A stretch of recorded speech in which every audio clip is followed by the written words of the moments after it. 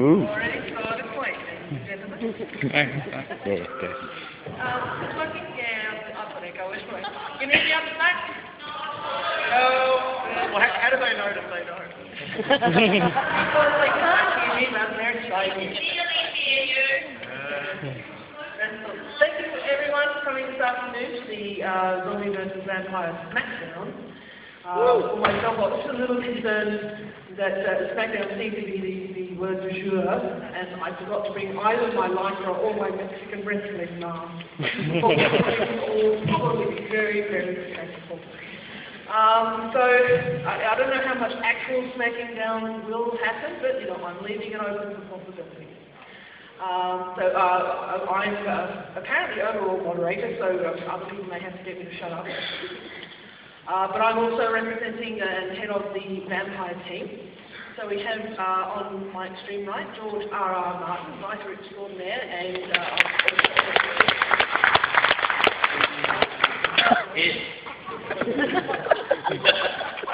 lovely to meet you, Foz. Yes. I think Foz Meadows has been here. This is Foz Meadows, who's the first book of her new vampire trilogy set. Is this a trilogy? Yes. Set in Sydney? Yes. The first book of which is Solace and Grief, which is fantastic, from Broad Street Publishing, and you should go and get that when you can. Yes, I agree wholeheartedly. My name is Narrelle M Harris, and I'm the writer of a vampire book called The Opposite of Life, which is set in Melbourne.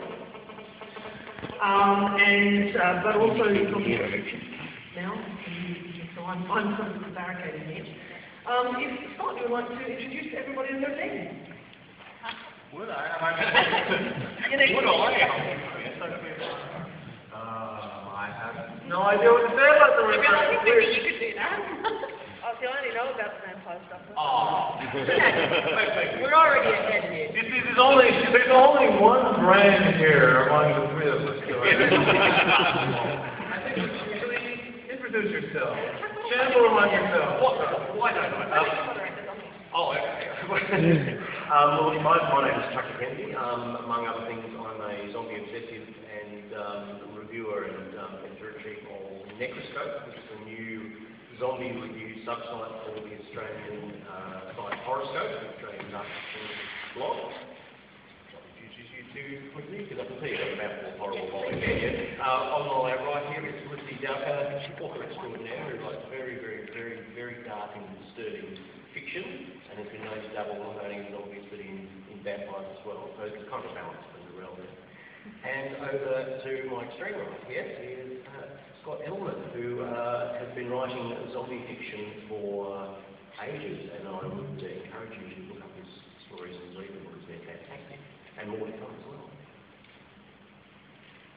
Well, that killed the conversation. You're over.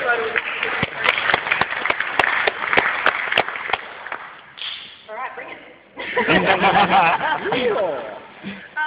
George, how do you feel about launching into the Smackdown and why vampires are the monsters of the night? Well, I mean, come on. I mean, this is ridiculous even to have this discussion. Vampires are so much superior to zombies in so many ways that I don't even know how we can discuss this. Oh yeah, they're sparkling. That is not a vampire. I would like to point out we're only discussing real men. Vampires suck, they don't sparkle. Well, let's talk about history. Vampires, when I was researching puberty, I did a lot of research into vampires. There's vampire myths in virtually every culture around the world. These legends of nocturnal predators who drink blood and frequently can change shapes as well into mists or bats or wolves or whatever exist in Chinese culture and African culture, of course, in the Transylvanian culture that Bram Stoker immortalized when he wrote Dracula. They're the stars of classic films like Nosferatu and the Dracula movies and many others. The zombies, well, okay, you got the original zombie, which was this kind of voodoo handyman kind of thing that you could make, but he's almost forgotten these days. I think the zombies we're principally talking about here were invented by George Romero in a cheap black and white film that came out in the 60s. So vampires have thousands of years of head start there. Well, doesn't that mean, therefore, that they jumped the shark thousands of years ago? Yes, they jumped the shark? Sharks have nothing to do with it. You're talking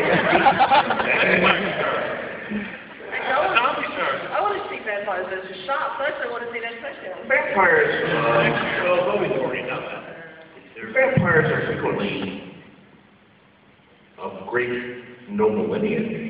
They have their own castles, they own stately homes, they have vast wealth, some of them are nobility, they're dukes and knights and things like that. They dress very well, they have capes, they have fine clothes, they have evening wear. Zombies have rags or are frequently naked. Or in hospital gowns. Vampires can fly, they have grace, they have style. Zombies shamble.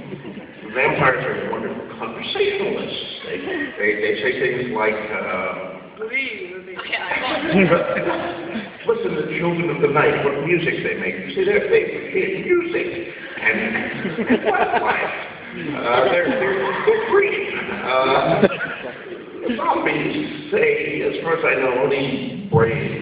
At the extent of their conversation, you can't talk to a zombie. Finally, I'll let this go to these other people here, but many more points like this can be made. I haven't even gone into the smell of zombies, of course, which is something no one really likes to talk about, but come on, zombies don't know how to use a shower. They stink. They're terrible creatures like that, going to the very basic thing, vampires are far more dangerous and formidable as they can do all these things. Zombies are feeble creatures who are only dangerous in large groups. Even in the classic Romero film that started the modern zombie, the sheriff says, they're dead, they're all messed up, you just shoot them in the head. But they always win. Vampires don't. That's pretty much the end of the story, really, isn't it? Whether it's named a zombie story or a zombie movie where the zombies lose and everyone overpowers them. The original Night of the Living Dead, I think they... But then there was sequels. No.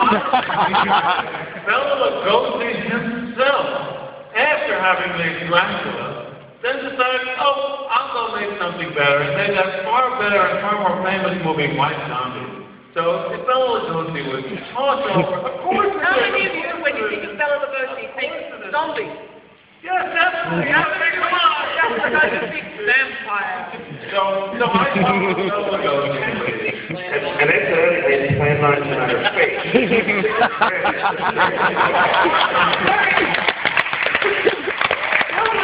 Character gets by a bus off stage, and then they get some guy with a cape to pretend to be Bela Lugosi, walking around like this. To be fair, there's actually called Bela Lugosi died. He did, and he came back neither as a vampire nor And if you actually been a zombie, that wouldn't have been a problem. And when Bela died, he was buried in his Dracula cape, not in the zombie makeup. I think if he wanted to come back as something, he would have taken it. Bela Lugosi No, would be a if vampire. we were to dig up Bela Lugosi now, I'm sure we would see him in zombie. I think he's all very well, but really you've got to take monsters on their current popular incarnation. Let's say at the moment it's hordes of rabid flesh eaters versus glitter pixies. I don't know which one my money's on. See, look, the thing about vampires, right, compared to zombies, they're intelligent and they're versatile. No matter what type of zombie you're talking about, all the emotional range you can get from it is wrong. I wrote a story and it's a very, very sentient, emotional zombie, and I'm sure there's not just me that's done it. Well, in fact, I know it's not. Still wrong. That's the vast of zombie literature. Zombies are frauds. Somebody has raised them. Somebody else is in control of them. They're not the protagonists of the story. Vampires are the ones who you talk about the role, and you can have monstrous death, you can have monstrous. I think they're Most vampires are created by other vampires anyway. It's the same thing. Both have a contagious disease of one sort or another. And most of the law, whether it's fasting vampires or I want to fuck up not vampires, they are in some way beholden to he or she who creates them too. Zombies aren't. That's because I don't remember anything. Some do. Just established. We need to establish that. Although I was wondering, because I think sort of more traditionally in zombie literature to date, most zombies has been of the shambling, or I want to choose living flesh kind of thing without much analysis of their lifestyle and future choices going into it. So the development of the zombie as having any kind of emotional life or thought life, which is a great development, makes for very interesting fiction.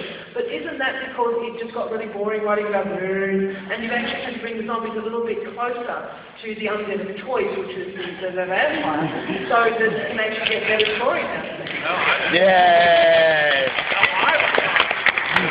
Zombies are doing the same thing vampires have to do, is get off the one note, oh, they're scary, we have to be empathic about them. But I would also say that the mindless, terrifying muncher is far more terrifying than someone intelligent with whom you think, maybe I can reason with this vampire, maybe there's a way to make a connection. They think closer to human, and therefore perhaps I can get some sympathy or empathy out of them, whereas you cannot reason with the zombie. So I find that the zombie is a far more horrifying creature to see coming towards you than a vampire. That's not necessarily the sole qualification, though, of which makes one better, because you can have mindless vampires. You can have that range, you can just make them slavering creatures of the night, a la Lost Boys or Daybreakers. You can also make them something like Interview with a Vampire. A zombie is pretty much always going to be an NPC. Would you care to expand on that acronym? Non-player character, as in a role-playing game. Somebody walking, a background character. Well, if you were to read my story, a lot of people don't understand, which recast our town as zombies.